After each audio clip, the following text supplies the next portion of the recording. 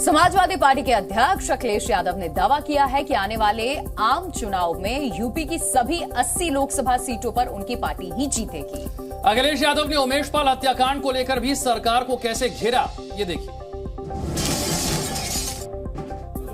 आगामी लोकसभा चुनाव को अब 1 साल का ही वक्त रह गया है और जिस राज्य से होकर दिल्ली का रास्ता निकलता है उसे जीतने के लिए पार्टियों की तैयारी और दावे शुरू हो गए हैं। समाजवादी पार्टी के अध्यक्ष अखिलेश यादव ने कहा है कि यूपी में गठबंधन सभी 80 की 80 सीटों पर चुनाव लड़ेगा और बीजेपी को करारी हार का सामना करना पड़ेगा।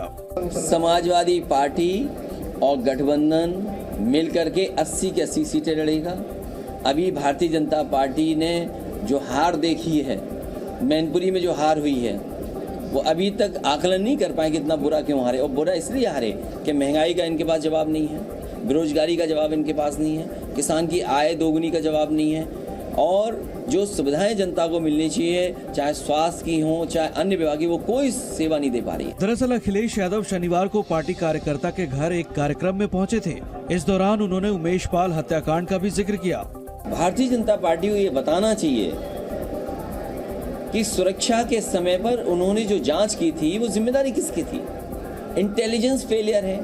किसी को गनर ऐसे नहीं दिए जाते हैं। अगर किसी को गनर दिए जाते हैं उसके लिए बाकायदा उसकी इंटेलिजेंस रिपोर्ट मंगाई जाती है इसकी इसको सुरक्षा की जरूरत है कि नहीं है, और वो बीजेपी का सदस्य था, आखिरकार कैसे मारा गया। इस दौरान अखिलेश यादव ने महंगाई, बेरोजगारी जैसे मुद्दों पर भी केंद्र और राज्य की सरकार पर हमला बोला। दिल्ली में शराब घोटाले में मनीष सिसोदिया की गिरफ्तारी को लेकर आम आदमी पार्टी की नाराजगी बढ़ती जा रही है। कर्नाटक के दौरे पर गए दिल्ली के सीएम केजरीवाल ने केंद्र पर अब हमला बोला है। शराब घोटाले को लेकर बीजेपी और आम आदमी पार्टी के बीच जंग तेज होती जा रही है। कर्नाटक के बेंगलुरु गए दिल्ली के सीएम केजरीवाल ने बीजेपी पर जमकर हमला बोला। अमित शाह जी की पार्टी का एक नेता का बेटा 8 करोड़ रुपए के साथ पकड़ा, अभी तक गिरफ्तार नहीं किया उसको, अभी तक उसको गिरफ्तार नहीं किया। हो सकता है अगले साल उसको पद्म भूषण का अवार्ड दे दें। उधर दिल्ली के पूर्व डिप्टी सीएम मनीष सिसोदिया की मुश्किलें कम होने का नाम नहीं ले रही। राउज एवेन्यू कोर्ट ने मनीष सिसोदिया की जमानत याचिका को खारिज करते हुए 6 मार्च तक सीबीआई रिमांड बढ़ा दी है। सीबीआई ने मनीष सिसोदिया की रिमांड लेने के दौरान कल अदालत को बताया कि मनीष सिसोदिया का तत्कालीन सेक्रेटरी सी अरविंद और तत्कालीन आबकारी कमिश्नर आरवा गोपी कृष्णा से आमना सामना करवाया गया। अभी कई और गवाहों से मनीष सिसोदिया का आमना सामना करवाना है। हालांकि इस बीच दिल्ली में तत्कालीन डिप्टी सीएम मनीष सिसोदिया द्वारा टीचरों को विदेश ट्रेनिंग के लिए भेजने वाली फाइल को उपराज्यपाल वीके सक्सेना ने मंजूरी दे दी है। यूपी के मथुरा में युवक पिटाई का वीडियो सोशल मीडिया पर वायरल हो रहा है जमकर, और इस वायरल वीडियो में पुलिस वाले 2 युवकों को पीटते हुए नजर आ रहे हैं। यूपी के मथुरा में खाकी को शर्मसार कर देने वाला मामला सामने आया है, जहां 2 पुलिसकर्मियों ने 2 लोगों को जमकर पीटा।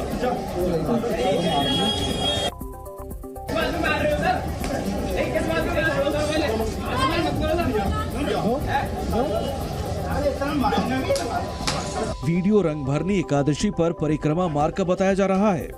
वायरल वीडियो में 2 पुलिसकर्मी और 2 लोग नजर आ रहे हैं, जिसमें एक पुलिसकर्मी काले कपड़े पहने एक शख्स से बात कर रहा है और फिर उसे भीड़ से दूर खींच रहा है।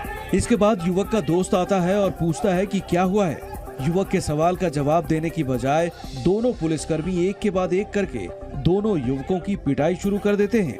पुलिसकर्मियों की हरकत के बाद आसपास के लोग वहीं इकट्ठे हो गए और पुलिस से पूछताछ करने लगे। इस पूरे मामले पर मथुरा पुलिस ने सफाई देते हुए कहा है कि ये युवक एक बाइक पर सवार होकर आए थे और बैरिकेड से बाहर निकलने लगे। पुलिसकर्मियों ने इन्हें रोकने की कोशिश की तो ये लोग पुलिसकर्मियों पर धक्का मुक्की और मारपीट करने के लिए आमादा हो गए।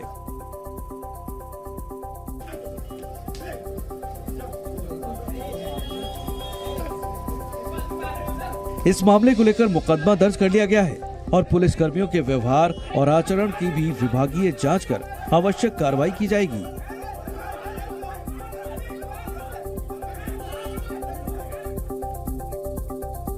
यूपी के एटा में डॉक्टरों पर बड़ी लापरवाही का आरोप लगा। आरोप है कि सरकारी अस्पताल में डॉक्टर और जो स्टाफ है, नर्स वहां पे, उन्होंने एक ही सिरिंज से कई बच्चों को इंजेक्शन दिए हैं। मामला रानी अवंतीबाई लोधी स्वशासी राजकीय मेडिकल कॉलेज का है, जहां के स्टाफ पर लापरवाही का आरोप लगाते हुए परिजनों ने जमकर हंगामा किया। तीमारदारों का आरोप है कि नर्सों ने एक ही सिरिंज से कई मरीजों को इंजेक्शन लगा दिए। जब ये पता चला कि अस्पताल में भर्ती एक बच्चा HIV पॉजिटिव है तो तीमारदार और भड़क गए। इस दौरान काफी देर तक मरीजों के परिवार वालों की अस्पताल के कर्मचारियों से बहस होती रही। परिजनों का आरोप है कि एक ही सिरिंज से कई बच्चों के इंजेक्शन लगाने का विरोध किया गया तो नर्स ने कहा कि इंजेक्शन को कॉटन से साफ कर लिया जाता है और हम लोग 2 बजे तक एक ही सुई से सभी लोगों को इंजेक्शन लगाते हैं। सारे बच्चों को एक ही निडल से मतलब दवा दी जाती है, जिसमें से एक बच्चा HIV पॉजिटिव निकला है। सर हमने नर्स और डॉक्टर से बात की तो वो अभद्र से कर रहे हैं, बदतमीजी बोल रहे हैं और उन्होंने कह दिया कि मतलब हम डिजिटल बॉटल से इसको साफ कर लेते हैं सिरिंज को। इस बीच प्रशासन ने भरोसा दिया कि मामले की जांच कराकर कार्रवाई की जाएगी। शिकायत मीडिया द्वारा और कुछ लोगों द्वारा बताया गया, लेकिन जो है बड़े सख्त निर्देश शासन की तरफ से भी है और जिलाधिकारी महोदय और अन्य जगहों से भी बहुत सख्त निर्देश है कि जो सिरिंज है डिस्पोजेबल सिरिंज का ही यूज हो रहा है। लेकिन फिर भी अगर कोई शिकायत है तो उसकी हम लोग पूरी तरह से जांच कराएंगे और जो भी होगा उसके बाद जांच के अनुसार जो भी बात आती है फिर आगे कार्रवाई होगी। इस मामले को डिप्टी CM ब्रजेश पाठक ने गंभीर। आगे बढ़ते हैं। होली के मौके पर मिलावटखोरों के सरकार के खिलाफ, उनके खिलाफ सख्त कार्रवाई हो रही है। दरअसल सभी राज्यों के बाजारों में फूड टेस्टिंग वैन लगाने के निर्देश सरकार की तरफ से जारी किए गए हैं। होली आते ही दूध और इससे बने खाद्य पदार्थों में मिलावटखोरी बढ़ती जा रही है। लोगों की सेहत को ध्यान में रखते हुए सरकार ने कड़े कदम उठाए हैं। FSSAI ने सभी राज्यों और केंद्र शासित प्रदेशों को मोबाइल फूड टेस्टिंग वैन लगाने के निर्देश जारी किए हैं। प्रति वैन कम से कम 10 टेस्टिंग अनिवार्य है। ये जांच फ्री होगी और आम लोग भी टेस्ट करा सकेंगे। जहां पर वैन नहीं वहां अन्य मोबाइल यूनिट लगाने की सलाह दी गई है। दूध और मिल्क प्रोडक्ट की जांच के लिए मिल्क ओ स्क्रीन भी होगी। मिलावटखोरों के खिलाफ खाद्य विभाग की टीम डेयरी और मिठाई की दुकानों पर लगातार छापेमारी भी कर रही है। आगरा में भारी तादाद में एक्सपायर बेसन मिला, जिसे नष्ट कर दिया गया। ग्रामीण इलाकों में भी सैंपलिंग की जा रही है। हरदोई में मिलावटखोरी तेल का कारखाना पकड़ा गया। यहां से 23 क्विंटल राइस ब्राउन ऑयल और 4 क्विंटल सरसों तेल बरामद किया गया। अवैध तरीके से चलाए जा रहे इस कारखाने में नकली तेल बनाया जा रहा था। सैंपल को जांच के लिए भेज दिया गया है। होली को देखते हुए शासन के निर्देश पे जनपद में 7 टीमें बनाई गई हैं, जो शहर और देहात दोनों एरिया में कार्रवाई कर रही हैं। अब तक रेखा सुरक्षा अधिकारियों द्वारा कुल 36 सैंपल कलेक्ट किए गए हैं और 22 क्विंटल बेसन जो कि कालातीत था उसको नष्ट कराया गया है। मलेशिया में इन दिनों बारिश और बाढ़ लोगों के लिए मुसीबत बन गई है। बाढ़ की वजह से सड़कें तालाब में तब्दील हो गई हैं। आपको दिखाते हैं पूरी रिपोर्ट।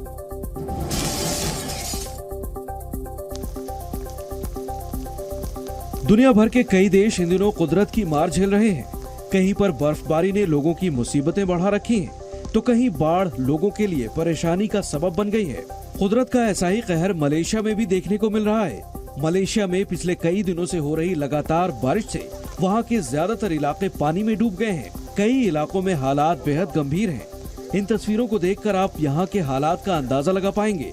सड़कें पानी से लबालब भरी हैं। सड़कों पर खड़ी गाड़ियाँ पूरी तरह से पानी में डूब चुकी हैं। कई जगह लोग गाड़ियों के अंदर ही फंस गए, जिसके बाद मलेशिया के कई इलाकों में रेस्क्यू ऑपरेशन चलाए जा रहे हैं।